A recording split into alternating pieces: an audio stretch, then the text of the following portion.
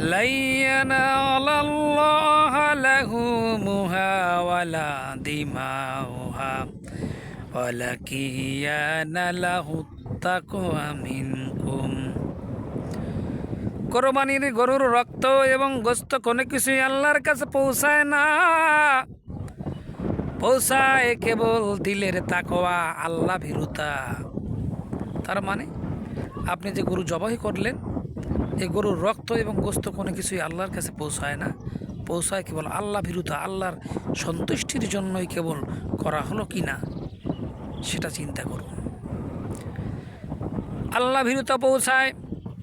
অন্য এতে আমার আল্লাহ বলেন, কুল ইন্না সলাতি ওয়া নুসুকি ওয়া মাহিয়ায়া ওয়া মামাতি লিল্লাহি রাব্বিল আলামিন। বলো, আমার নামাজ, আমার কোরবানি, আমার বেঁচে থাকা, আমার মরে যাওয়া সব কিছুই ওই আল্লাহর জন্যই নিবেদিত।